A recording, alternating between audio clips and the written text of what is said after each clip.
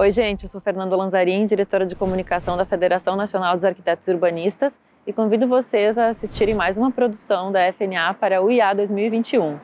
Não é novidade que o Brasil possui uma excelente legislação sobre acesso à moradia. Então, o que será que impede as cidades de oferecer uma estrutura digna a todos os nossos cidadãos? Para responder a essa e outras perguntas, nossa discussão de hoje vai falar sobre a integração de políticas públicas no nosso território. Bom dia a todos e a todas. Quero saudar essa mesa tão importante do Congresso Internacional de Arquitetos, o IA 2021. A pandemia escancarou as péssimas condições das nossas cidades. 1/3 das cidades brasileiras estão em condições precárias. 25 milhões de moradias precisam ser reformadas e adequadas a uma condição mínima de habitabilidade e de saúde. Nós, arquitetos, somos profissionais de saúde pública e é importante que isso seja manifestado. Nossas condições habitacionais e urbanísticas precisam ser resolvidas. Esse é meu primeiro ponto aqui nesse nosso seminário. A luta dos arquitetos por melhores condições de moradia é histórica. Desde 45 estamos lutando para conseguir isso. Em 63, o seminário em Petrópolis discutiu essa possibilidade. Em 88, com o movimento pela reforma urbana, numa transição democrática, promoveu novos limites ao direito de propriedade e definiu a função social da cidade na Constituição desse mesmo ano, de 88. Em 2001, o Estatuto da Cidade conseguiu estabelecer novos instrumentos de luta por melhores condições. Em 2008, com a lei de Atis, o deputado Zezéu consegue um novo avanço para as nossas condições melhorarem. Com a criação do CAL, em 2010, e a definição em 2016 de ter 2% do seu orçamento para Atis, um novo avanço é conquistado.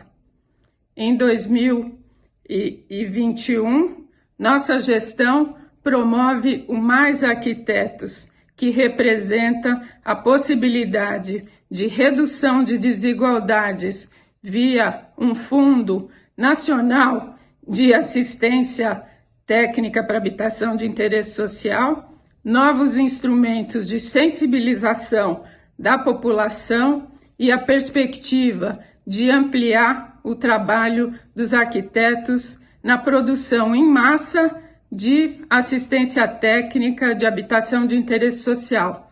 Para isso, será necessário também sensibilizar nossos gestores da importância dessa perspectiva para a melhoria da vida da população brasileira. Além disso, estamos prevendo novas modalidades de ampliar o trabalho dos arquitetos na promoção da saúde da população brasileira.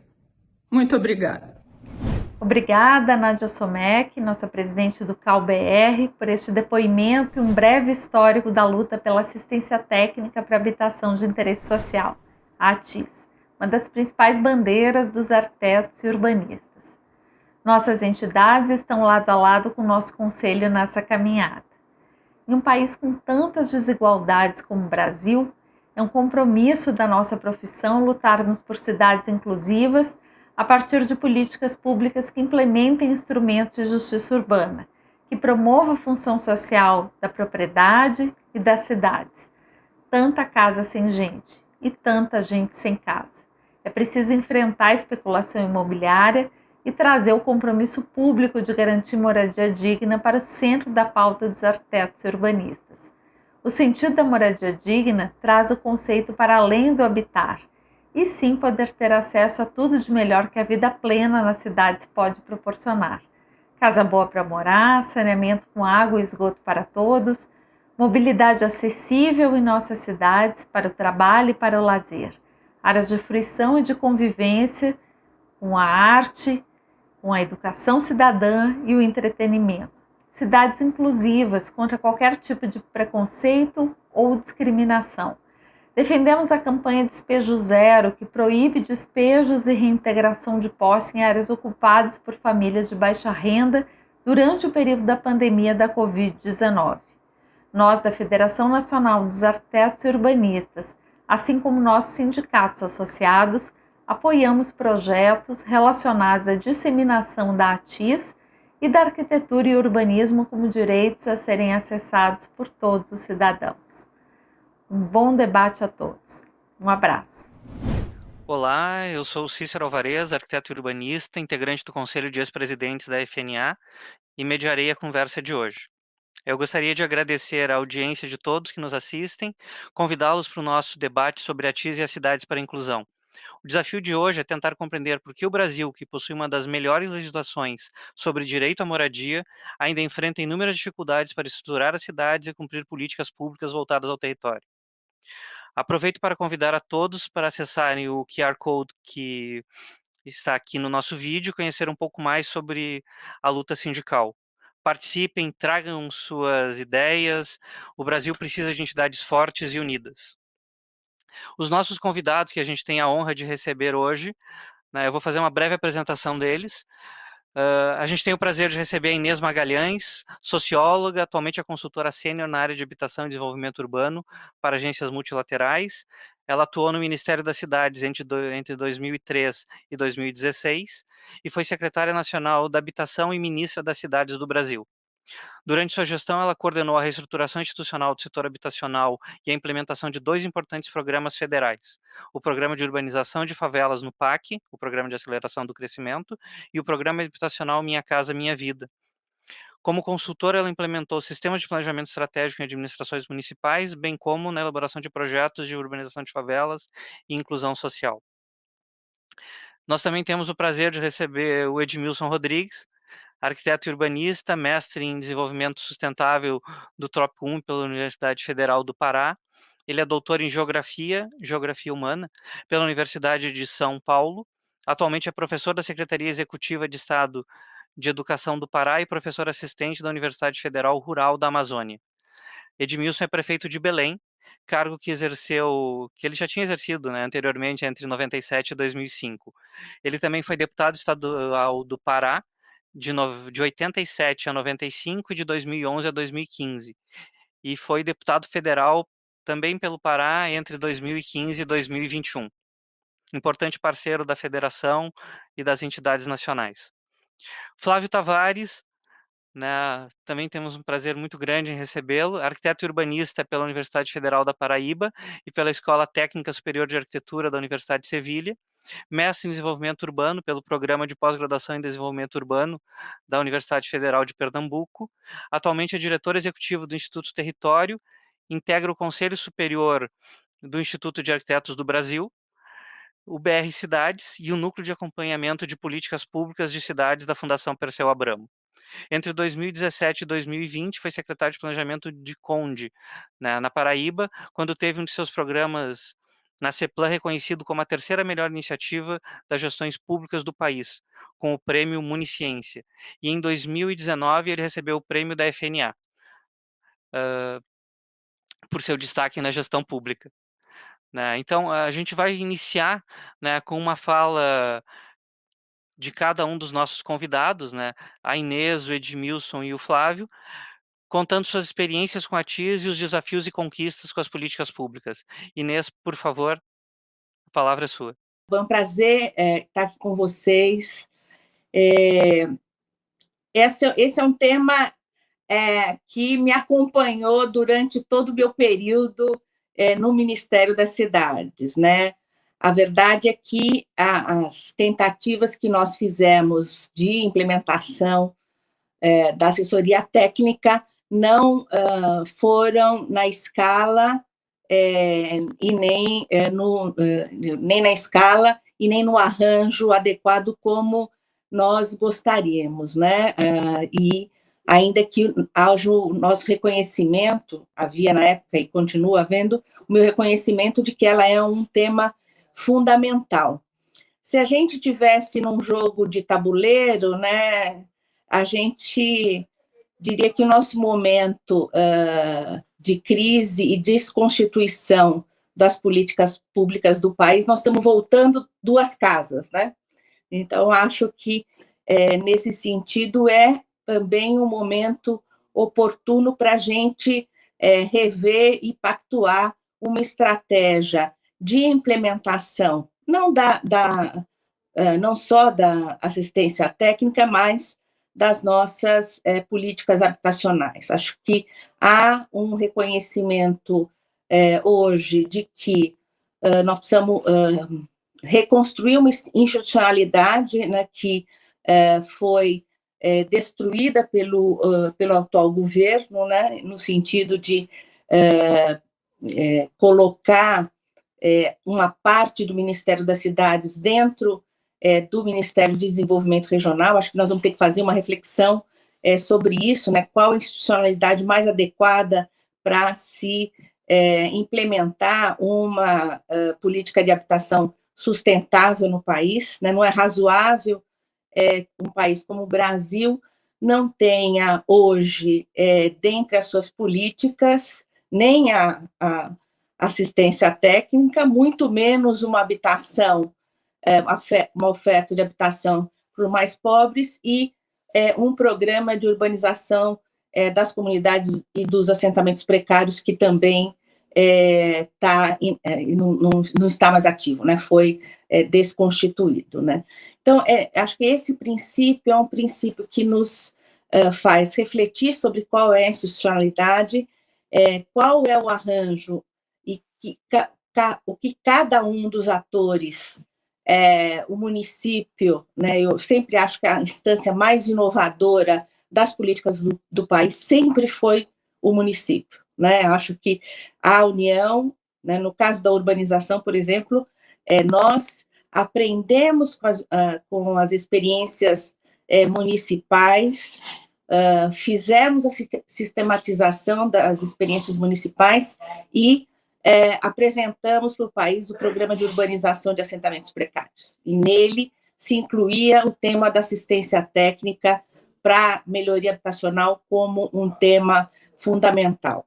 Eu acho que hoje uma proposta que nós tenhamos para constituir nos 3 níveis de governo deve refletir uma outra situação, deve ser a de organizar uma assistência técnica não só para o tema da melhoria habitacional, mas, sobretudo, uma proposta que o Flávio estava comigo numa outra mesa, nós precisamos ter uma organização mais forte na base, né, feita pelas associações, feita pelos movimentos sociais, que nos possibilitem organizar um diálogo com o setor público e buscar a forma de financiamento. Eu acho que a questão da lei de assistência técnica, ela tem um buraco que é como é que nós financiamos, né? E de que maneira, e não é só uma questão, mas é o poder público, não é só a questão dos recursos, né? Qual é a maneira que você executa esse recurso público de modo que seja exequível, né? Não seja uma forma que você não consiga, por questões burocráticas, fazer um uso adequado disso. Então, para a gente dar uma escala que seja do tamanho do nosso problema, acho que, primeiro, tem que ficar mais claro o papel de cada um dos entes na execução disso, né? Na execução quem fiscaliza, quem faz o aporte, ou quais são os aportes possíveis, mas, sobretudo, como é que se faz a implementação, porque essas políticas são políticas, né? A política de assessoria técnica, ela necessariamente é uma política territorial, e acho que a coisa mais importante que a pandemia nos ensinou é que o fortalecimento do tecido social, né, aproveitando as redes que surgiram neste momento de pandemia e dando a essas redes o suporte com as políticas de saúde, educação, assistência, somada a uma estratégia de melhoria da condição habitacional, pode pode transformar esse processo de recuperação que nós temos que enfrentar pós-pandemia também num processo de melhoria da qualidade de vida das pessoas nas cidades. Acho que essa seria meu primeiro recado. Obrigado, Inês. Edmilson. Prazer muito grande participar deste evento, rever a Inês Magalhães, conhecer esse jovem Flávio Tavares e reencontrar o nosso companheiro, nossa liderança nacional, o Cícero Alvarez. Eu queria primeiro dizer que eu falo a partir de uma metrópole latino-americana, que é vítima de um tipo de padrão de desenvolvimento sanguinário, onde a lógica do capital, e particularmente a lógica do capital imobiliário, a lógica especulativa, submete as cidades a verdadeiras atrocidades do ponto de vista das desigualdades socioespaciais. Se a professora Maria Brandão, da Universidade da Bahia, tem razão em usar a expressão urbanização sanguinária, Belém é sangrada por um processo violento de produção do que nós diríamos, se lembrarmos do Cristóvão Buarque, uma apartação dos cidadãos do direito à cidade, para contrapor ao tema que é o objetivo de pensar a inclusão e, ao mesmo tempo, a integração das políticas no território, tendo a assistência técnica como foco. Belém, por exemplo, tem um déficit habitacional de 72 mil unidades. Déficit quantitativo.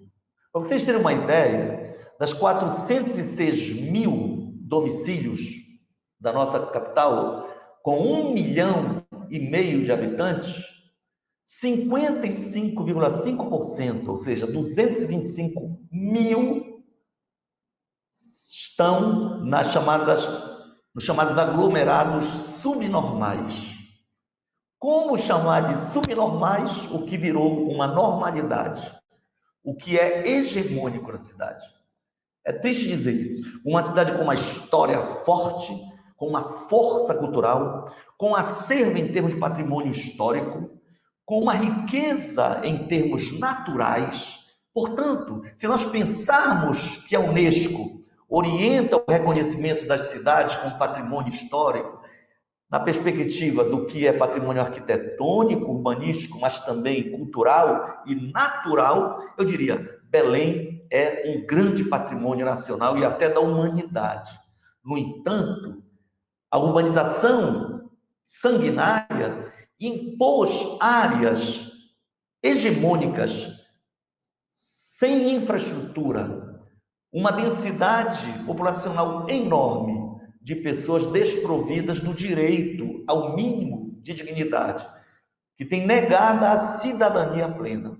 Então, termos, portanto, um contingente tão grande de pessoas vivendo em situação precária, é dizer que os 72 mil unidades que representam o déficit habitacional, elas são nada diante do déficit qualitativo, dessas 225 mil moradias que são conglomerados subnormais. Daí, ser de fundamental importância, eu diria, ser imprescindível tirarmos da condição de letra morta uma lei que já completou 13 anos de existência, me refiro à lei federal, à lei nacional, que estabeleceu o Programa de Assistência Técnica, Lei 11.888. Então, em Belém, nós estamos discutindo já, de forma muito participativa, através de um programa que nós chamamos TACELADO, que é um programa de planejamento urbano participativo, chamamos de Fórum Permanente de Participação Cidadã. Estamos incluindo os debates orçamentários, como o plano plurianual, a lei do orçamento anual, mas estamos discutindo a atualização do PDU e, dentro dessa perspectiva, estamos também rediscutindo a necessidade de uma lei para elaborar a Lei Municipal de Habitação de Interesse Social, que inclua a criação de um conselho realmente representativo da sociedade e um fundo municipal para a habitação de interesse social. As leis por mim citadas, a lei que criou a política voltada à habitação de interesse social, assistência técnica, né? Mas nós temos outras coisas importantes. Duas delas eu queria destacar. Os 17 Objetivos do Desenvolvimento Sustentável são inspiradores para pensarmos na metrópole brasileira.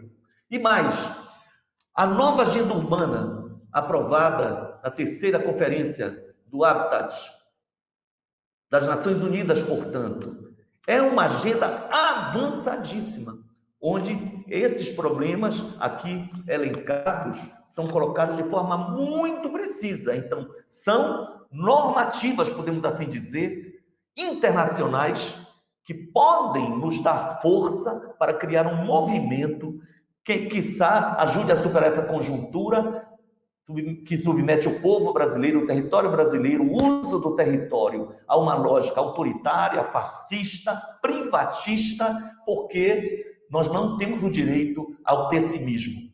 Nós temos a obrigação de, como arquitetos urbanistas, exercer o nosso poder de pássaro e sonhar o voo da cidade verdadeiramente humana, solidária e que contribua para a justiça no Brasil e para a justiça social, o equilíbrio ecológico mundiais. Eu creio que são apenas alguns dos elementos que eu julgo de fundamental importância refletir para que nós nos apropriemos de tantas conquistas importantes transformadas em leis e que numa possibilidade de um novo governo, nós não temos, aí Inês, me desculpa, eu sou um ativista contra o golpe, como fui um ativista pela campanha Lula livre, mas se há uma coisa que me doeu, foi ver o Olívio sair para um grupo ligado ao Maluf e assumir o Ministério das Cidades. É como se tivesse decretado o fim do ministério, porque é claro que o Estatuto da Cidade e tantas coisas lindas deixariam de funcionar da forma como todos nós sonhávamos e construímos juntos. Mas eu entendo que são situações, circunstâncias, correlações de força que devem ser consideradas. Não dá para fazer nenhuma abordagem sectária. A história, ela é feita por nós, mas a história também nos impõe limites. O desafio é, entre limites e possibilidades, alargar as possibilidades e estreitar os limites. Edmilson. E uma profissão, concluindo, tem tanto poder e tanta possibilidade de exercer a sua função técnico-científica em favor da humanização das cidades e, portanto, no mundo urbano, da humanização da humanidade e de todo o mundo. Obrigado. Obrigado, Edmilson. Eu passo a palavra para o Flávio, então, por favor. Muito obrigado, Cícero. Aproveitar para agradecer o convite feito pela FNA e dizer da honra de estar aqui ao lado de dois companheiros aqui de mesa, que eu tanto admiro, assim, cada um na sua instância, que tem proporcionado grandes elementos para a construção dessa política urbana no Brasil, em suas mais variadas escalas, né? Edmilson agora no Poder Executivo, com grande esperança aqui de tornar isso visibilidade e viabilidade para outras prefeituras desse porte no país. E Inês, que, enfim, construiu as bases dessa política no Executivo Nacional.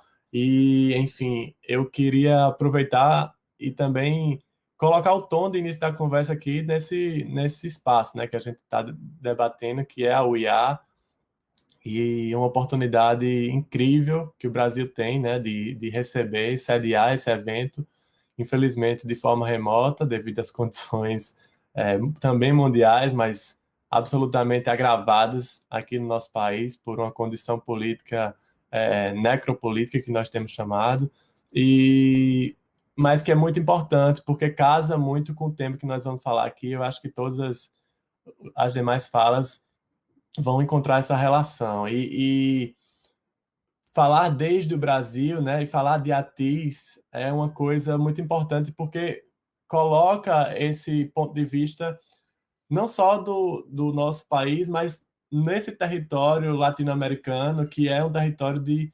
acentuadíssima desigualdade, né, econômica e social, e que reflete nas condições de vida da maioria, da imensa maioria da população.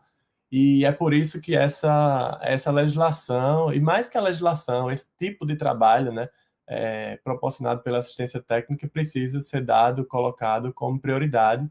E eu vejo esse momento da UIA como uma grande vitrine para colocação desse panorama da assistência técnica como destaque para a nossa região latino-americana, porque, de fato, é uma grande contribuição que a gente tenha dado. Temos evoluído bastante nos últimos anos, não tanto no campo institucional, mas temos muito avançado na sociedade civil organizada, nas entidades, nos coletivos, pelo trabalho da assistência técnica, mas eu acho que a gente precisa, eu acho que esse, inclusive, é um dos focos, né, do nosso debate aqui, é trazer um pouco isso para a institucionalidade, para o campo político, para o Estado como provisor e concertador dessa atuação em assistência técnica pública e gratuita.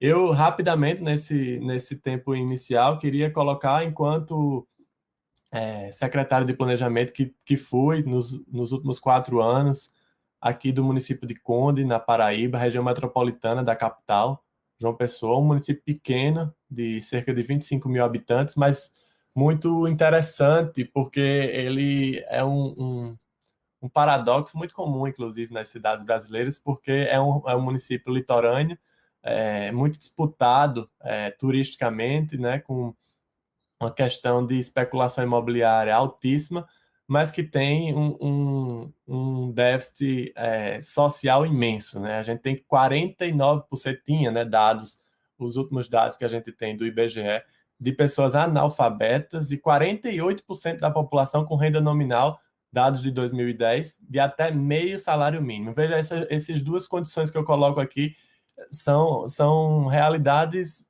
na maioria dos municípios de pequeno porte. Também a gente tem muitos municípios com esse flagelo social, e nós tivemos a oportunidade de colocar, durante a nossa gestão, a assistência técnica, na verdade, a política urbana como um todo, mas focando muito na assistência técnica como a grande protagonista desse território. E a gente conseguiu ver como as transformações espaciais, andando junto com as transformações das políticas sociais, podem, de fato, efetivamente transformar a realidade em muito pouco tempo, porque a gente teve uma experiência de 4 anos na gestão e a gente consegue ter dados sociais e, casado com as transformações físicas do território, muito bem apropriadas pela população, né? Então, nós lançamos, né, implementamos um recorte dentro da nossa secretaria, que foi o programa EPA, que é o Escritório Público de Assistência Técnica, onde a gente casou, né, todas as medidas urbanísticas, habitacionais propriamente dita e de regularização fundiária, esses 3 eixos, que são, na verdade, os pilares da assistência técnica, né, casados num programa só. E nada mais é do que isso. Eu acho que a assistência técnica que a gente precisa colocar aqui no debate é método, né? Como a gente trabalha isso, como a gente coloca esse tipo de profissional, que não é só o arquiteto e urbanista, obviamente, engenheiros, assistentes sociais, geógrafos, mas como a gente coloca esses profissionais que estão atuando no território de forma coordenada para agir nesses microterritórios. E isso a gente teve essa experiência, que foi um sucesso. A gente tem muita dificuldade, teve muita dificuldade porque a gente assumiu em 2017, então esse já era um processo que já vinha se desestruturando no governo federal, né? Absolutamente incapaz de ter políticas públicas sólidas que fortalecessem essas iniciativas muito experimentais, muito em forma de protótipo nos municípios. É aquilo que Inês falou, né? O município tem essa capacidade criativa, tem essa capacidade de colocar essas questões de forma muito prática. E nós fizemos isso muito solitárias, de fato, com muito pouco apoio dos governos estaduais e federal, mas tivemos muita condição de fazer isso, porque o município é muito capaz se ele tem essa visão enquanto política pública. Então, a gente começou trabalhando na parte urbanística, né, fazendo reativação de territórios, que a gente entende quando a gente lança uma semente de reurbanização dos espaços públicos, a gente está acendendo ali uma nova chama de vida, de cidadania nesses pequenos territórios. Então, a gente optou por iniciar nossas iniciativas no campo urbanístico e tivemos muito sucesso, né? A gente teve o programa Mutirão na Vizinhança, que a gente fazia essas reurbanizações com a população, então as pessoas participavam da construção das praças, participavam da reativação dos seus equipamentos públicos, e aí a gente começou a criar um caldo, né, político de participação social, inclusive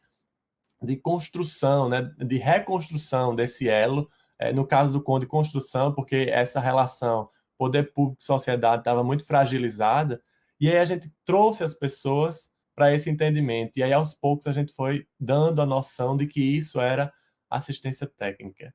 E aí a gente vai percebendo no trabalho nessas comunidades que, obviamente, esse território formal, na prática, é outra coisa, né? Então, que aí a gente começa a perceber que a regularização fundiária precisa vir de forma casada. E foi aí que a gente lançou também um programa chamado Chão de Direito, que trata a regularização fundiária através da lei federal nova, do REURB, e aí conseguimos dar o último passo, né, desse tripé que eu chamo da assistência técnica, que foi as melhorias habitacionais, e fizemos isso também com muito êxito, eu diria, porque nós credenciamos, isso a gente não conseguiu dar conta, né, com os nossos próprios profissionais, nós credenciamos escritórios, empresas de arquitetura, urbanismo e engenharia para elaborar projetos para aquelas populações que não têm condições de acessar esse profissional, e com isso a gente executava obras mediante financiamento, né, dos governos estaduais ou federal, no caso o federal que não terminou não correspondendo ao financiamento, mas a gente consegue montar um desenho institucional que dá para fazer a assistência técnica na prática, em todos os sentidos. Então, esse é o primeiro recadinho assim, que eu queria colocar, de que, enquanto experiência de um município pequeno, com baixo orçamento, em tese, baixa capacidade administrativa também, se a gente reconhece essa política como sistêmica, a gente consegue dar passos impressionantes em pouco tempo.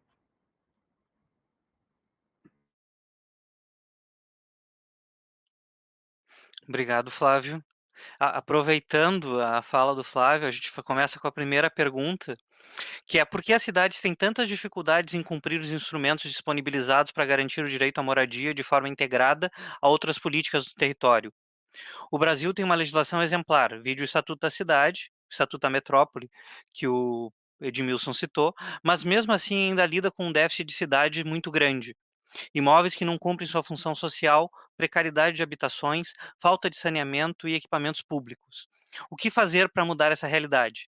Eu vou pedir para o Edmilson responder inicialmente, depois o Flávio e depois a Inês, mas eu queria comentar também até que ponto, né, acrescentando nessa pergunta, até que ponto a questão do valor da terra e da posse, ela ampliam a questão da desigualdade e dificultam a implementação dessas políticas, né? O desconhecimento da própria função social da propriedade por muitos, a maioria da sociedade não sabe o que é isso e acha que a propriedade é sagrada. O judiciário tem dificuldade em lidar com isso, né? E a gente tem um judiciário que é patrimonialista, né? A gente tem empresários que têm uma visão muito imediatista, eles não conseguem pensar a longo prazo a não ser no lucro, né? Além desse governo fascista, mas o governo não está sozinho, a gente tem provavelmente o pior congresso de todos, né? Assim, desde a ditadura, talvez. Então, Edmilson, eu te devolvo a palavra, né, para te responder, na tua opinião, quais seriam essas dificuldades para essa implementação? Obrigado.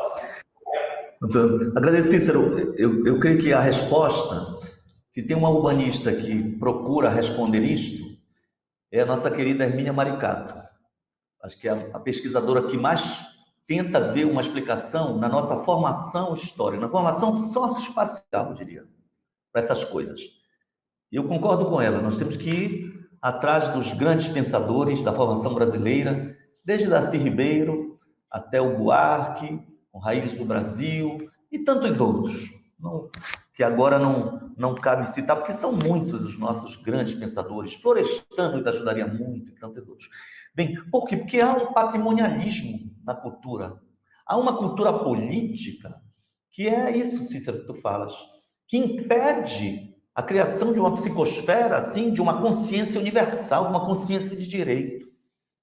Então, nós temos uma hegemonia.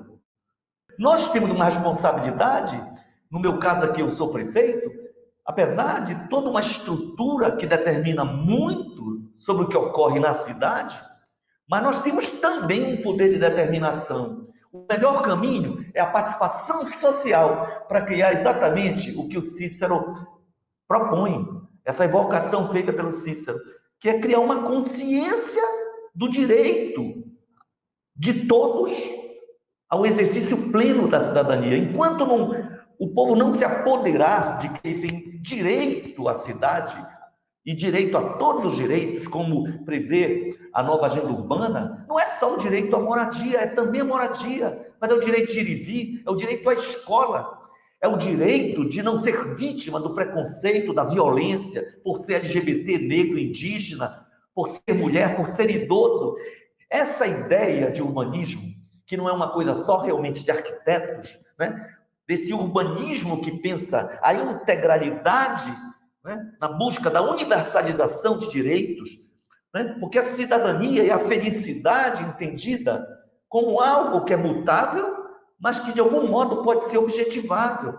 Há gente muito pobre, Cícero, muito, que está lutando pelo direito de morar e que votou num vereador que vai fazer leis para atender interesse da especulação imobiliária e não do sem-teto. Esse é o nosso desafio, né? Com mobilização, usar os instrumentos, seja como um movimento estudantil, seja um movimento de luta por moradia, seja quando a gente tem a oportunidade de ocupar o poder do Estado. A Inês, se ela pode hoje estar dando consultoria em organismos internacionais, em grande medida pela sua formação, mas pela experiência que ela teve, pensando a cidade numa perspectiva democrática, humanizadora, né? Infelizmente, a história tem disso mesmo, né? E nós estamos vivendo um descenso, não só dos movimentos sociais, né? Mas um descenso realmente de conquistas como um processo histórico, em contrapartida, uma violência estrutural que vem nos tirando direitos. É claro que isso inviabiliza a construção da cidade dos nossos sonhos, sabe? Mas nós temos contribuições a dar. Eu vou concluir.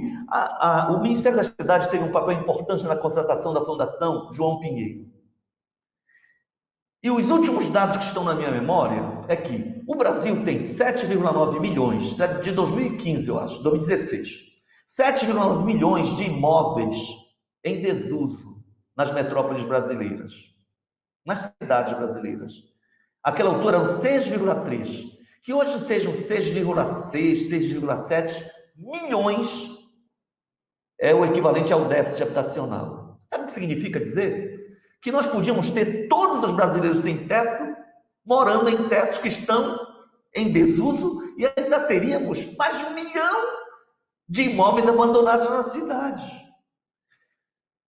Então, quando pensarmos políticas públicas, urbanísticas, nós temos que considerar isso. É um desafio. Por quê? Porque a correlação não é fácil. Eu vou dar um exemplo importante. É possível pensar numa cidade humana se algo que tem de mais sistêmico, que é o sistema de transportes, não tem como pensar uma cidade sem a fluidez urbana. Para a economia, para a felicidade de cada um. O direito de ir ao trabalho, de voltar do trabalho, de ir para casa, de ir ao lazer. Enfim, como pensar a cidade sem isso? Quer ver uma coisa em Belém? As forças das empresas de ônibus impuseram à Câmara, no momento do debate sobre a licitação do sistema, 6 anos como contrato para as empresas. Quem vai comprar uma frota numa cidade que tem 2.000 e tantos ônibus, para em 6 anos não ter mais o contrato? Então, essa insegurança, ela foi intencional, ela foi resultado de um lobby. E eu não sei que mecanismos foram usados, outros não confessáveis, para que a Câmara aprovasse uma lei que inviabiliza a concessão do sistema de transporte e mantém Belém no atraso. Então, isso aí dá sinal de um pouco das respostas. A gente vai discutir o zoneamento da cidade, quer definir o que é zona especial de interesse social, exatamente por conta do interesse de uma política, o uso de um fundo e uma política para habitações de interesse social, mas é possível que os especuladores pressionem os vereadores e a intenção de fazer uma lei progressista acabe, como consequência, numa lei ainda mais retrógrada, mais regressiva em termos de direito e, portanto, uma negação da inclusão social, que é um tema aqui do nosso debate. Obrigado, Edmilson. Flávio e depois Inês, por favor. Vamos lá. Essa é uma questão complexa, né, de se responder, e ela gera debates até hoje, mas Edmilson colocou aí o cerne da questão, assim, né? Isso é um problema muito mais fundo, né? Muito mais raso que isso, apenas muito mais fundo do que essa questão da legislação em si, né? De fato, a gente tem instrumentos avançadíssimos e tem esse paradoxo, né, de ter tantas leis famosas mundialmente, tantas leis excepcionais, e a gente tem uma realidade desconexa disso no município, que é outra ponta, né? E isso é outro problema, inclusive, que a gente tem discutido bastante, né, Inês? Que é a relação do município nessa história do Pacto Federativo, essas regiões metropolitanas. Isso é uma questão que também a gente pode tocar muito também. Mas esse problema complexo e sistêmico, né, e histórico e político, sobretudo, que Edmilson colocou aqui, inclusive, Edmilson, com certeza, sim, é uma prefeitura progressista, mais que uma prefeitura, se não fosse, não conseguiria fazer isso que a gente fez lá. Mais do que uma prefeitura progressista, é uma prefeita, mulher e professora. Então, tem uma relação entre educação urbana, educação popular muito forte, né? E essa integração com a população. Então, acho que isso faz muito a diferença, né? Mas enfim, voltando à questão propriamente dita, né? O que fazer, né? Para mudar essa realidade que já está posta aí. Eu acho que a gente precisa também entender um pouco a diversidade, né? Do Brasil. Precisamos separar muito bem, assim, o que são, né? Essas cidades médias e grandes, né, que comportam essas metrópoles, que têm problemas e condições de resolver esses problemas muito diferentes da outra grande maioria, imensa maioria, que é mais de 90% dos municípios brasileiros. Tem até 50 mil habitantes, ou seja, isso é de fato assustador. A gente precisa pensar em como trabalhar essa realidade, porque muitas vezes essa legislação tão complexa, tão difícil de ser acessível, não vai chegar, né, na ponta. Às vezes a gente não tem nem profissionais que entendam esse tipo de legislação nesses municípios que avançam aí no interior do Brasil. Então, é preciso falar sobre isso, né? Edmilson tocou aí na nossa grande mestra, Hermínia Maricato, que é uma grande pensadora teórica, mas que pensa sobretudo na incidência disso na prática, e ela tem se dedicado muito ultimamente no BR Cidade, né, sobre essa questão da alfabetização urbanística, né? Ela fala muito, inclusive tem se debruçado muito sobre isso em relação à justiça, né, o sistema de justiça, os próprios juízes que não entendem, não leem, não reconhecem a legislação urbanística que está posta. Quem dirá, então, as pessoas que produzem o espaço, né, que estão vivendo ali na ponta, elas precisam reconhecer essa legislação como um direito, né, e precisam reconhecer essa integração nas nossas políticas entre direito à moradia e, sobretudo, o direito à cidade, que vai integrando isso. Então, eu acho que essa questão da alfabetização urbanística é fundamental, eu acho que isso passa por grande parte de como a gente vai resolver esses problemas, para as pessoas entenderem isso como direito. Eu acho muito que a assistência técnica hoje, ela também só não foi implementada com tanto ímpeto pelo poder público, porque as pessoas ainda não se adonaram desse conceito enquanto direito, realmente, né? Então, esse é um dos grandes dilemas que eu acho que a gente precisa enfrentar. E aí, para isso, já para concluir esse curto tempo de resposta, eu acho que a gente precisa fazer, sabe? Eu acho que o Brasil está carecendo disso, de prática, de fazer, de colocar isso em execução nessas políticas. A gente teve ciclos muito virtuosos, né? Na década de 90, até nos municípios, né? Que protagonizaram grandes experiências, se tornaram cases de sucesso, e que inclusive foram base para a criação, né, do Estatuto da Cidade com as grandes experiências. Mas hoje a gente tem isso muito avançado em nível nacional, estruturado, né, legalmente, de uma certa forma não, muito desestruturado agora institucionalmente falando pelo atual governo, mas carece de base prática, sabe? Então, por isso que a gente, quando esteve na prefeitura, decidiu muito mais do que qualquer coisa. A gente podia regulamentar a TIS em nível local, pensar como criar institucionalidades. A gente disse, a gente vai perder tempo com isso. A gente tem pouca gente, a gente tem pouca equipe.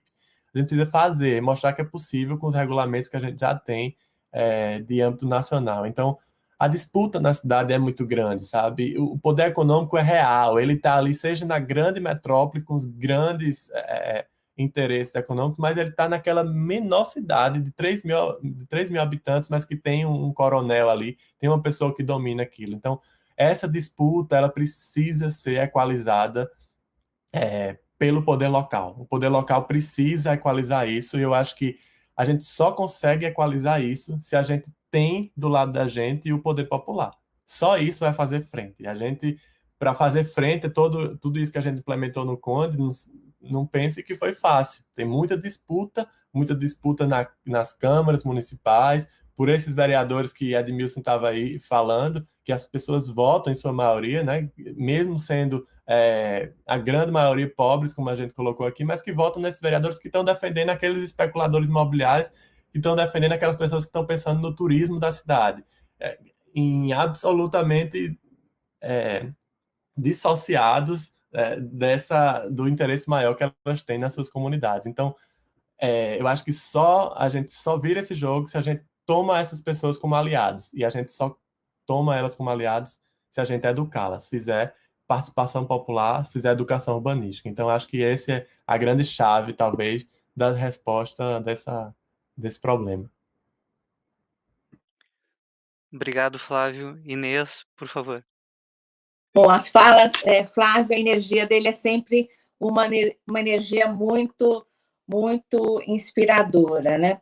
Eu acho que a resposta é assim, por que é tão difícil? Porque nós temos uma correlação de força desigual na base da sociedade, né? Quer dizer, o Flávio aí, o Edmilson deram exemplos, né?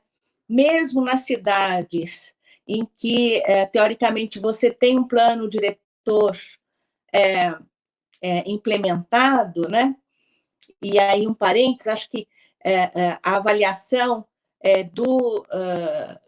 a avaliação que está sendo feita dos 20 anos de Estatuto da Cidade merece um olhar atento para que a gente faça essa reflexão, né? Se você olha os planos diretores, você tem as figuras, né, os principais instrumentos previstos, um instrumento muito importante, que é as EIs, normalmente se restringe às EIs dos assentamentos precários, né? Quer dizer, registrar as EIs naquilo que nós temos que tratar dos passivos urbanos. Quando você olha para as EIs vazias, você olha e vê, bom, tem alguma coisa errada, né? Porque se eu tenho 80% de pessoas que, ou 90% de pessoas que estariam enquadradas como famílias que precisam ser atendidas por meio de algum subsídio, se encaixam no perfil da habitação de interesse social, e você tem ou nenhuma, ou no máximo 2 ou 3% do espaço do município reservado por meio de ZEIs. Então, essa correlação, porque na hora da disputa do gravamento do território, é que você mede a correlação de força, né? Se pensar num município como São Paulo, que já tem um entendimento do setor imobiliário sobre as EIs, nós estamos já há mais de uma década trabalhando sobre elas, mas, de verdade, elas só foram demarcadas porque o movimento social acampou dentro da Câmara Municipal de São Paulo para aprovação do plano diretor que aprovou o aumento da quantidade de ZEIs. Então, acho que o tema da correlação de força ele é fundamental. E nisso eu absolutamente concordo com o Flávio. Nós temos, eu falei isso num outro evento que nós tivemos recentemente, acho que a grande novidade que nós temos no sentido de fazer esse trabalho mais lastreado vem sendo feito pelo BR Cidades. Acho que a iniciativa que a gente deve comemorar muito, porque é isso, né? Você tem que mudar a correlação de força através da informação e da organização, né? Acho que esse é um instrumento fundamental para isso. Eu acho que o olhar que a gente hoje tem que fazer sobre os instrumentos também deve ser feito agregando outras questões, né? Quer dizer, o Estatuto da Cidade, ele certamente tem a sua tem méritos e nós precisamos lutar muito ainda, como o Edésio diz, nós precisamos fazer jus a ele, né? Quer dizer, ele ainda é uma lei que a gente tem que lutar para implementar, mas acho que a gente, na implementação, deve agregar questões que estão se tornando cada vez mais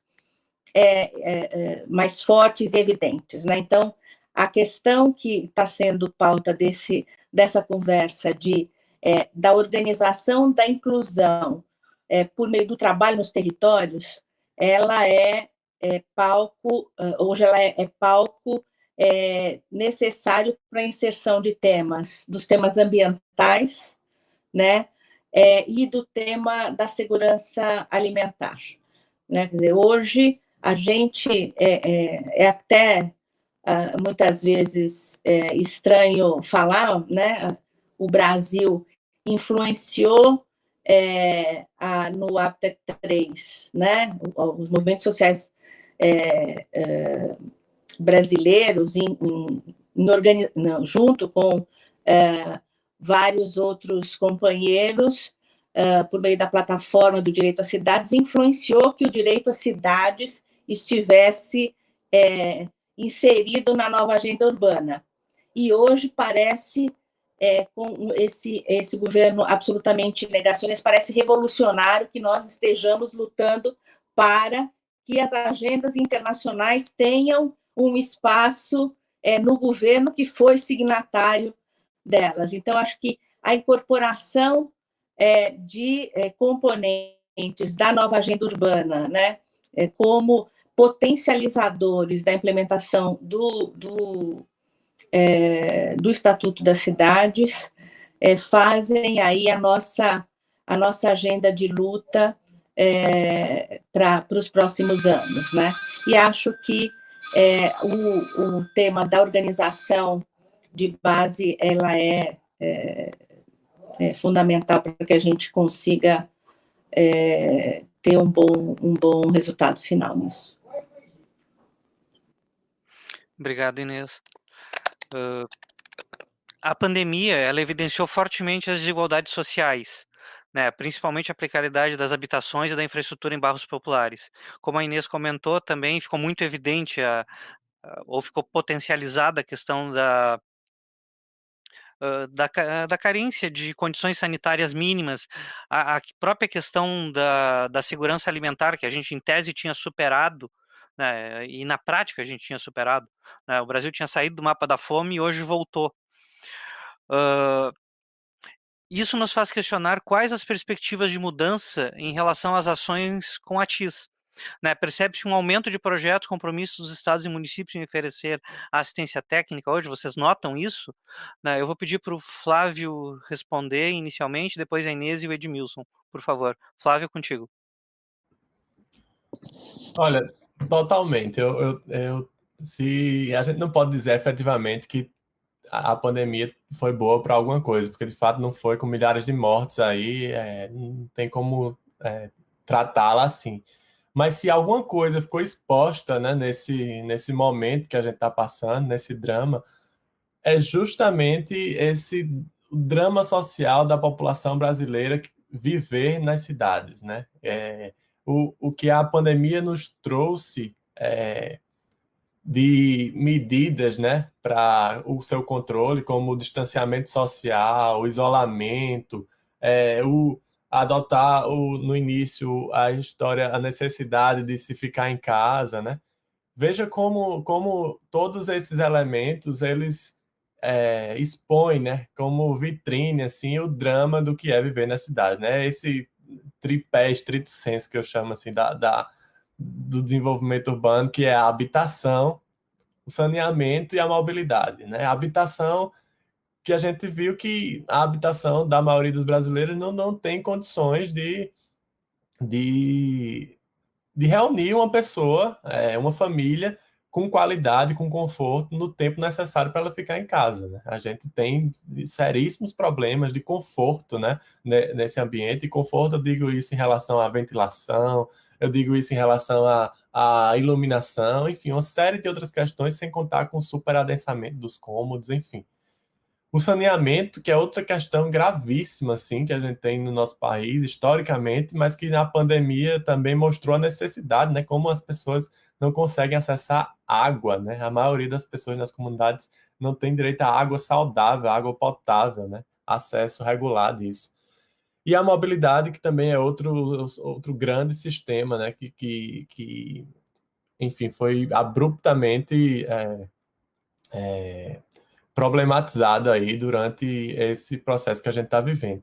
Mas o que eu queria colocar também é que, assim, muitas, você falou aí nas ações, né, que estão acontecendo, eu também citei isso um pouco no começo, é que no âmbito da assistência técnica, a gente teve, de fato, uma evolução muito boa, muito bacana, inclusive agora, durante a pandemia, muitos coletivos, né, se organizaram, entidades, e eu acho, de fato, que ao longo dos últimos tempos, nesse processo de implementação da lei,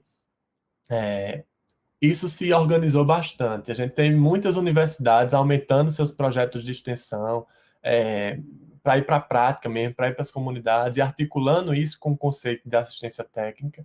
A gente tem o próprio CAU, o IAB, FNA, enfim, todas as entidades de arquitetura e urbanismo fazendo editais, vinculando, promovendo a difusão dessa lei, mas a gente não teve, de fato, isso para mim é muito triste, eu tenho trabalhado, militado muito nisso, que o Estado assumisse isso como responsabilidade, sabe? Eu acho que a gente precisa aproveitar agora nessa virada de rumo pós-pandemia, se é que a gente pode dizer assim, todas essas experiências recentes que a gente teve em todos esses âmbitos criativas, né? E que de fato surtiram muito efeito, e a gente estudar isso, trazer isso agora, enquanto gestores públicos que somos, né?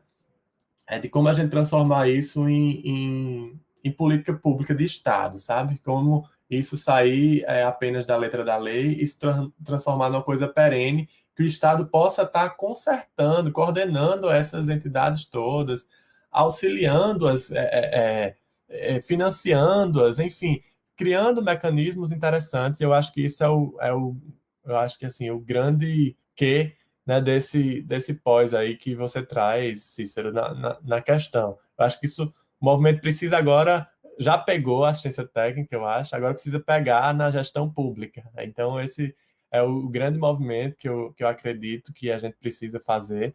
É muito simples, não é difícil, gente, é muito fácil a gente criar esses mecanismos, essas estruturas, aproveitando o que a gente já tem por aí. E eu queria participar de todas essas experiências que pudessem agora coordenar isso. Então, esse seria o meu recado para esse momento. Obrigado, Flávio. Inês, por favor. Eu acho que nós estamos num momento em que há oportunidade de se organizar as bases para tornar o movimento, né, da ampliação da assistência técnica numa escala adequada para falar em termos nacionais, né? E eu acho isso porque, de fato, né, esse momento de pandemia trouxe enfim, a parte de colocar um holofote no grau de desigualdade que a gente conhece, né? Uma questão que foi muito interessante, a organização de boa parte das comunidades para enfrentar isso. Então, do potencial do capital social que nós temos para organizar esses territórios para que a gente possa ter uma qualificação dessa intervenção do Estado. Acho que o Flávio coloca uma visão otimista, né? Acho que isso é interessante. Tem também surgido experiências bem-sucedidas de experiências nucleares de pequenas startups que conseguiram captar recursos e que hoje trazem aí uma experiência em rede para fazer, principalmente, o tema das reformas das melhorias habitacionais. Então, acho que nós vivemos um momento importante para preparar um novo ciclo. Eu sou, como Ariano Suassuna diz, eu não sou nem otimista e nem pessimista, eu sou uma realista esperançosa. Então, eu exercito a esperança, né, como verbo, e acho que esse é um momento bastante importante para organizar um novo ciclo de ampliação de investimentos que nós possamos ter num novo ciclo de governo. Obrigado, Inês. Edmilson, por favor. Olha lá, acho que para responder a pergunta em relação à pandemia e os efeitos dela nas cidades, basta ler a pesquisa da Fundação Getúlio Vargas, que mostra que nós tínhamos no Brasil 9,5 milhões de pessoas classificadas como miseráveis. Para o padrão da ONU, creio que é R$179 per capita. Em extrema miséria, pessoas que não conseguem receber mais do que, me parece, R$89 per capita, né? Então, considerando os miseráveis, 9,5 milhões. Em 21, já no mês de fevereiro, o relatório da Fundação Getúlio Vargas nos aponta 27 milhões de miseráveis. Claro que a cidade é isso, né? significa mais gente sem poder pagar aluguel, mais gente vivendo nas ruas. Né? Então, daí a necessidade de um projeto realmente que seja capaz de superar essa situação de desigualdade no país. Não é mais admissível que 5 brasileiros detenham uma riqueza superior à renda de mais da metade mais pobre dos 212 milhões de brasileiros. Não sei se há algum país tão desigual quanto o país. Veja como é dramático. O Pará tem 8 milhões e 700 mil habitantes. Enquanto falta recurso para a política nacional, enquanto se destrói o programa Minha Casa Minha Vida, que precisava ser corrigido em muitas distorções, mas simplesmente o governo acabou com o programa e inventou uma Casa Verde Amarela que não saiu do papel. Enquanto isso, as 3 maiores petroleiras do mundo, a BP e a Shell, britânicas, e a Total francesa, receberam há 2 anos 50 milhões de incentivos fiscais ao ano, 1 trilhão e 100 até 2040. Enquanto não tem recurso para moradia, imagina o que se faz com 50 bilhões ao ano. Simplesmente, nenhum brasileiro sofreria a falta de água potável, referida pelo Flávio. Nenhum brasileiro moraria nas ruas. Nenhum passaria fome. Então, é necessário pensar a cidade, mas é necessário pensar a integração de políticas e a integração das esferas, como bem falou a Inês. Se não houver políticas municipais progressistas, será muito difícil. Mas enquanto nós não tivermos articulação entre os entes, e inclusive entre os entes de uma mesma esfera, como os municipais, por exemplo, funcionando como um sistema, enquanto não tivermos um sistema urbano nacional e um planejamento nacional do território, no momento da história em que a urbanização é uma realidade, a Amazônia tem 80% da população morando em cidades, pessoal. Eu sou prefeito de uma cidade com 1,5 milhão de habitantes, de uma região metropolitana com 2,5 milhões de habitantes. Manaus já alcança 2,7 milhões de habitantes. Esse país é urbano, não podemos mais esquecer disso. Daí que o território tem que ser planejado na perspectiva integral. O urbanismo não é traçado de ruas se ela tem 30 ou 40 de caixa, se o grade apresenta elevações ou não. O urbanismo é combate à fome, é direito à moradia, é direito à creche. Mas eu fui deputado até bem pouco tempo, aprovei, emenda minha, 100 milhões para a política de assistência técnica. Sabe o que foi feito? Por unanimidade, na Comissão de Desenvolvimento Urbano. Sabe quanto foi para o orçamento? 0. Simplesmente o Guedes vetou. Aí eu, de emenda própria, individual, consegui colocar para o CAU do Pará 100 mil reais. E vamos começar a formar estudantes para participar da nossa política de assistência técnica, envolvendo a universidade, 6 universidades de arquitetura. Mas tem uma série de mudanças de lei que eu espero que a gente consiga fazer. Nós precisamos mudar o país, sabe? Esse debate aqui é um debate que tem que chamar os arquitetos, os estudantes de arquitetura e os cidadãos em geral para entender que é necessário mudar o país. Não dá para arquiteto ser de direita. Uma categoria que trabalha com planejamento é uma categoria que só existe e só pode existir e resistir e sobreviver enquanto profissão com o Estado, porque não há planejamento. Ao contrário, ele é negado quando a visão é uma visão liberal que dá todo o poder ao mercado e que é um Estado mínimo. Daí a importância de quem trabalha com planejamento lutar para que nós tenhamos planos que nós possamos contribuir junto com arquitetos, com economistas, sociólogos, antropólogos e todos os profissionais, as pessoas da área do lazer, os paisagistas, não arquitetos, que tem muitos agrônomos e outros profissionais que são paisagistas.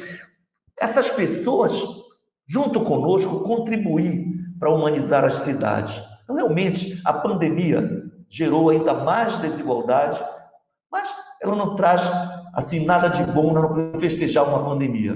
Mas, dialeticamente, tudo que é perverso tem no ventre o seu contrário.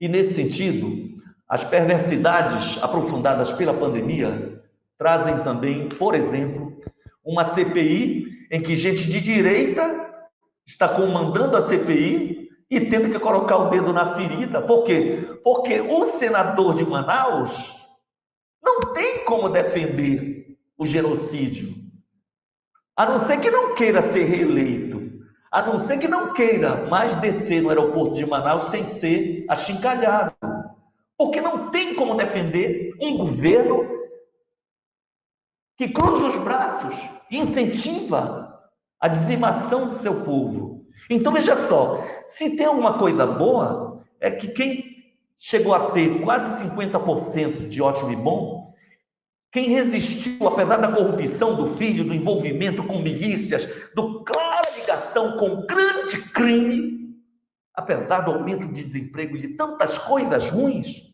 mas mantinha ali 30%, 35% de apoio popular, a última pesquisa já indica 24%.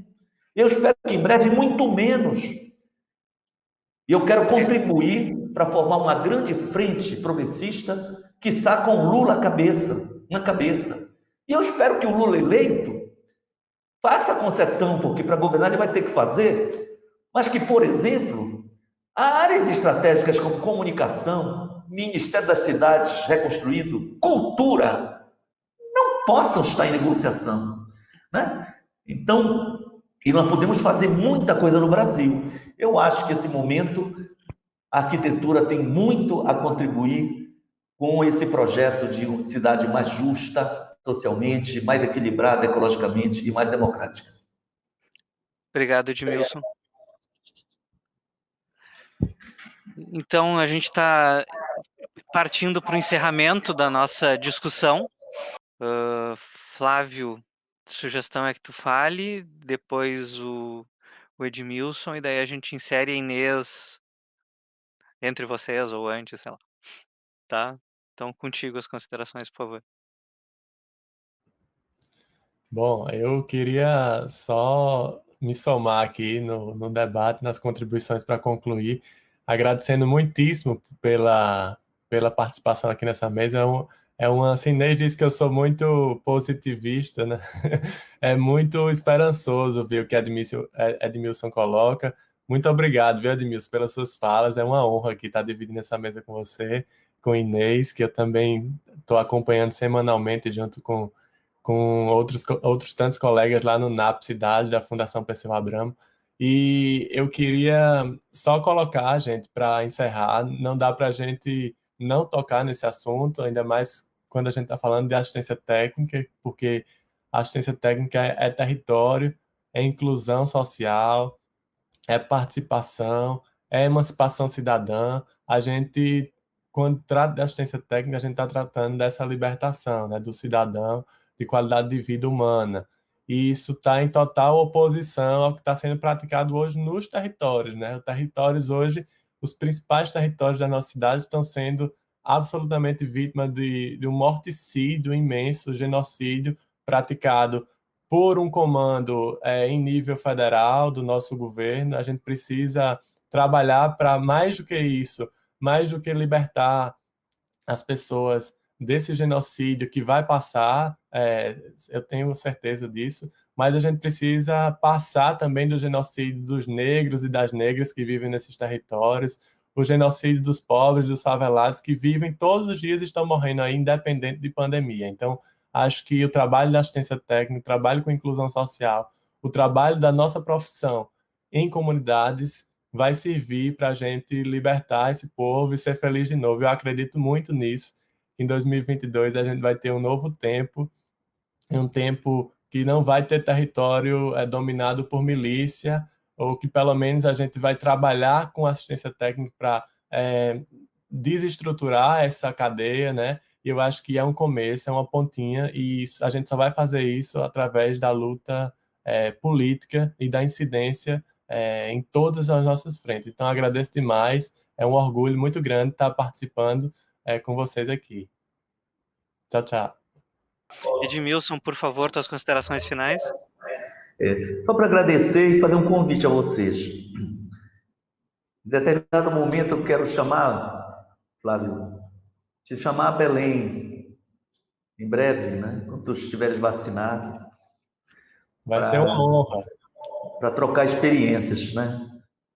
Cícero, a tua presença, a tua liderança, Inês, tua experiência, a tua contribuição histórica, queria que vocês sentissem Belém como casa de vocês, com todos os problemas que a cidade enfrenta, é uma cidade apaixonante e precisa muito do pensamento e da ação urbanística nessa perspectiva assim ampla, tá? Onde uma socióloga como a Inês fala com autoridade, né? E contribui com o Congresso de Arquitetos Urbanistas, né?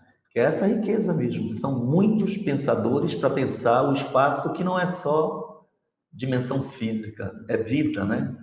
Acho que o Milton Santos nos inspirava, assim, definindo o espaço como um híbrido de sistemas de objetos e sistemas de ações, né? Não dá para pensar espaço apartado realmente da sociedade, não é isso?